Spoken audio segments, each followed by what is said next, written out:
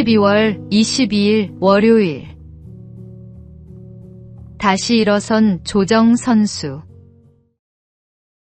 2015년 8월 비무장지대에서 발생한 지뢰 폭발로 하재헌 중사는 두 다리를 잃었습니다. 군복무 중 뜻밖의 사고였고 그 순간 그의 인생은 완전히 멈춘 것처럼 느껴졌습니다. 절망과 분노, 상실감이 하루에도 몇 번씩 교차했습니다. 하지만 그는 그 자리에 머물지 않았습니다. 긴 재활 기간 동안 그는 살아있다는 것의 의미를 다시 배우며 새로운 삶의 방향을 찾기 시작했습니다. 그가 선택한 길은 조정이었습니다. 두 팔로 노를 젓는 단순한 동작 속에서 그는 다시 자유를 느꼈고 포기했던 꿈을 조금씩 되찾았습니다. 몇 년 뒤 그는 장애인 조정 국가대표로 선발되었습니다. 물 위에서 노를 젓는 그의 모습은 패배하지 않는 사람의 상징이 되었습니다. 그는 자신이 잃은 것보다 남겨진 것을 바라보며 삶을 새롭게 써내려가고 있습니다. 우리의 인생에도 예기치 못한 사고와 고통이 찾아옵니다. 그러나 하나님은 그 절망의 순간에도 여전히 일하고 계십니다.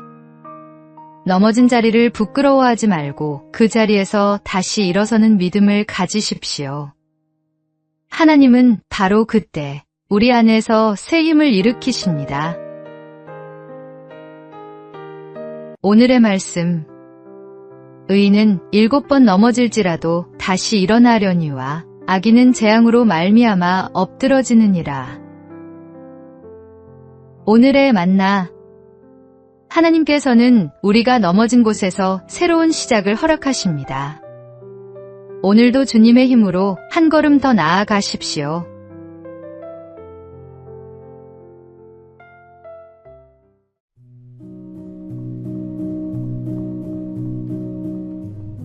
(12월 23일) 화요일. 온유함을 닮아가기. 동네 골목에서 어린아이가 친구들에게 맞고 울며 돌아오면 어김없이 날카로운 어머니의 목소리가 들립니다. 이 바보야, 또 맞고 왔어? 나가서 때리고 와. 많은 어른들이 이런 모습으로 아이를 키웁니다. 하지만 그 순간 아이의 마음은 2번 상처를 입습니다. 친구에게 맞은 상처, 그리고 사랑받지 못한 슬픔. 사실 아이가 바라는 건 복수가 아니라 품어주는 위로 한마디입니다. 많이 아팠지?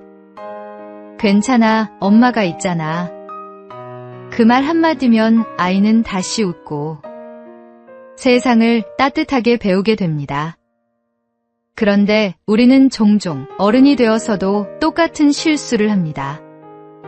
남편과 다투고 마음의 벽을 세우고 이웃에게 조금이라도 손해를 보면 오랫동안 미움을 품습니다. 그러면서 아이들 앞에서 말합니다. 용서해야지, 착해야지. 온유함은 약함이 아닙니다. 분노를 삼키고 사랑으로 반응하는 것이야말로 진짜 강한 사람의 모습입니다. 예수님이 그 길을 먼저 걸으셨습니다. 그리스도인이 이 세상에서 빛과 향기가 되려면 먼저 그분의 온유함을 닮아야 합니다. 그 온유가 가정의 공기를 바꾸고 이웃의 마음을 녹이며 세상을 아름답게 만듭니다. 오늘의 말씀. 온유한 자는 복이 있나니 그들이 땅을 기업으로 받을 것이며. 오늘의 만나. 온유는 약함이 아니라 힘을 절제할 줄 아는 강함입니다. 주님의 온유함을 닮아가는 것이 참된 성숙입니다.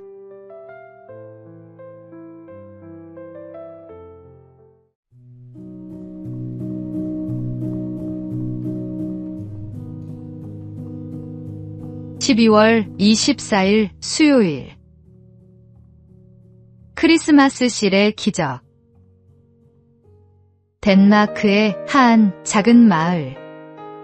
아이나 호보엘이라는 우체국 직원이 있었습니다. 그는 마을의 결핵요양원이 재정난으로 문을 닫게 될 위기에 처했다는 소식을 듣고 마음이 아팠습니다. 이대로 두면 그곳의 환자들은 어떻게 될까? 그는 밤새 고민을 거듭하다가 한 가지 아이디어를 떠올렸습니다. 우표처럼 생긴 작은 실을 만들어 팔면 어떨까? 사람들이 부담 없이 살 수 있고 그 돈으로 환자들을 도울 수 있을 거야. 그는 직접 정부에 제안했고 그렇게 해서 세계 최초의 크리스마스 실이 탄생했습니다.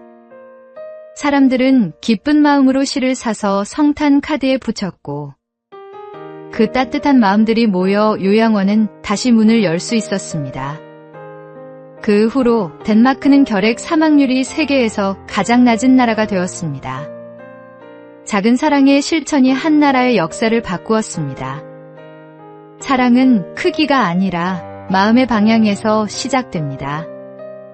다가오는 성탄절. 하나님이 주신 사랑을 한 장의 카드, 한마디의 위로, 한 번의 나눔으로 전해보십시오. 그것이 주님께 드리는 가장 아름다운 선물이 될 것입니다. 오늘의 말씀. 내 이웃을 내 자신과 같이 사랑하라 하신 것이라. 이보다 더 큰 계명이 없느니라. 오늘의 만나. 작은 실천이 세상을 바꿉니다. 당신의 작은 나눔이 누군가에게는 생명의 빛이 됩니다.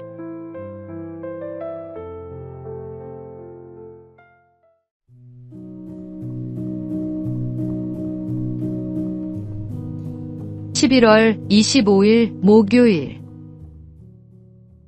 아낌없이 주는 사랑. 성탄절은 하나님이 인류에게 가장 귀한 선물을 보내주신 날입니다. 독생자 예수님을 이 땅에 보내시며 우리에게 생명을 주셨습니다.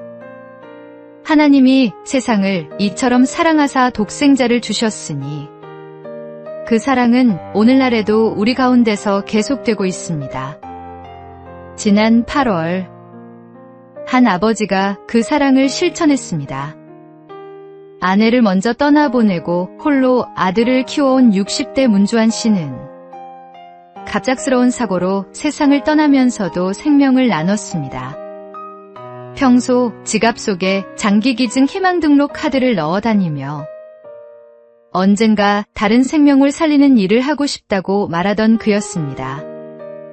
가족들은 그의 뜻을 따라 폐장과 인체 조직을 기증했고 그의 몸은 100여 명의 환자에게 새로운 희망이 되었습니다.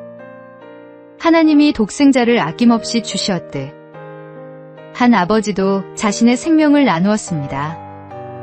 그가 정성으로 키운 아들은 현재 서울대학교에서 공부하며 아버지가 심어준 사랑의 씨앗을 키워가고 있습니다.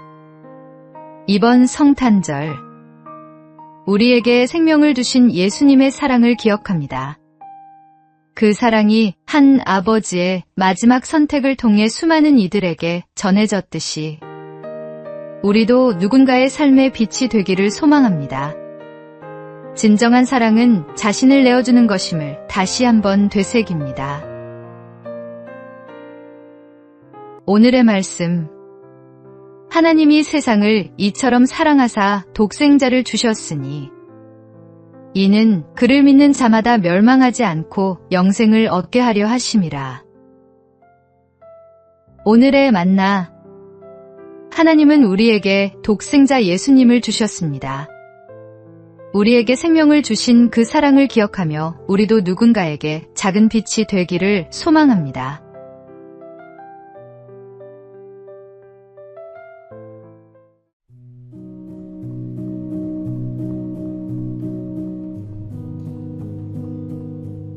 (12월 26일) 금요일. 절제하는 삶. 피너츠 만화 중에 이런 장면이 있습니다.